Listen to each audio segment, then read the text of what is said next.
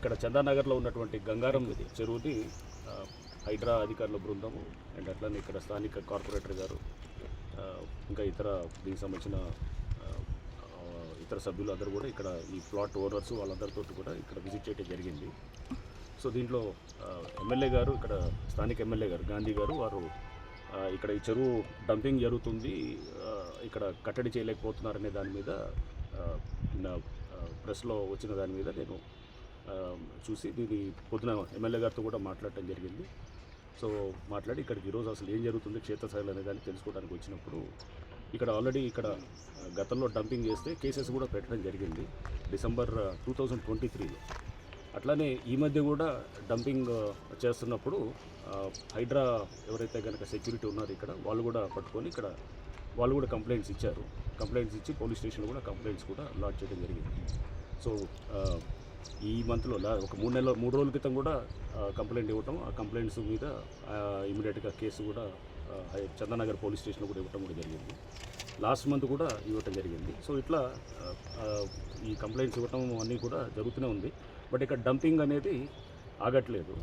So ఈ నేపథ్యంలోనే యాక్చువల్గా ప్రభుత్వము అట్లనే ముఖ్యమంత్రి గారు కూడా హైడ్రాకు ఒక పోలీస్ స్టేషన్ ఉంటే చాలా ఇంపార్టెంట్ అనే దాని దృష్టిలో, ఎందుకంటే ఫస్ట్ ఒక చెరువుని కబ్జా చేయాలంటే కనుక మొదటి స్టెప్ ఏంటంటే దాంట్లో డంపింగ్ చేయటం, అంటే కన్స్ట్రక్షన్ డెబ్రీ అంతా తీసుకొచ్చి దీంట్లో డంప్ చేసి దాన్ని చదును చేసి ఆ తర్వాత అది ముందు చదును చేసిన తర్వాత నెక్స్ట్ దాంట్లో స్ట్రక్చర్స్ వస్తాయి అన్నమాట, అంటే పర్మిషన్స్ తీసుకోవటం ఇవన్నీ అనేది జరుగుతుంది.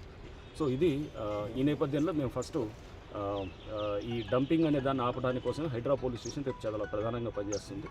దీని వెనకాల అంటే ఊరినే బండ్లు పట్టుకోవటం కాదు, డ్రైవర్లను పెట్టడం కాదు, దాని వెనకాల ఎవరున్నారు, వ్యాపారస్తులు ఎవరు డంప్ చేస్తున్నారు, ఆ ప్లాట్ ఓనర్స్ ఎవరన్నా దాంట్లో ఇన్వాల్వ్ అయినారా, దాంట్లో ఎక్కడి నుంచి తీసుకొచ్చి ఎక్కడ డంప్ చేస్తున్నారు, ఇవన్నీ కూడా చెక్ చేసి రేపు హైడ్రా పోలీస్ స్టేషన్ రాగానే ఆ వెహికల్స్ కూడా సీజ్ చేసి చేయడం జరుగుతుంది. సో బట్ అప్పటిదాకా మేము స్థానిక పోలీస్ స్టేషన్లో కంప్లైంట్ ఇస్తున్నాము, వాళ్ళు కూడా కేసులు పెడుతున్నారు.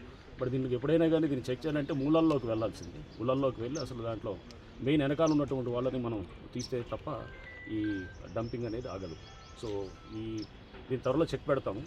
బట్ అప్పటిదాకా కొంత ఇదేంటే మా వాళ్ళు పట్టుకుంటూనే ఉన్నారు, పట్టుకొని అక్కడ స్థానికంగా ఇస్తూనే ఉన్నారు, కానీ బట్ ఇంకా ఆగట్లేదు. దీని మీద అంటే డిఆర్ఎఫ్ సిబ్బంది ఇప్పటికే హైడ్రా నుంచి వాళ్ళు చాలా చెరువుల్లో కూడా గస్తీ కాస్తున్నారు. గస్తీ కాసి రాత్రిపూట చాలా బండ్లు పట్టుకుంటున్నారు. ఈ లాస్ట్ 2 నెలల్లోనే దాదాపు 10-15 సార్లు పట్టుకొని కూడా హ్యాండ్ అవుట్ చేసిన సందర్భాలు కూడా ఉన్నాయి. అండ్ మేము ఇంకా కూడా ఈ గస్తీ ఉధృతం చేసి ఈ బండ్లు కూడా పట్టుకొని వాటిని సీజ్ చేసి కోర్టుకు పెట్టడంతో పాటు దాని వెనకాల ఉన్న వాళ్ళని కూడా రేపు తప్పకుండా వాళ్ళకు కూడా కోర్టులో పెట్టడం, వాళ్ళ మీద చట్టపరంగా చర్యలు తీసుకోవడం జరుగుతుంది.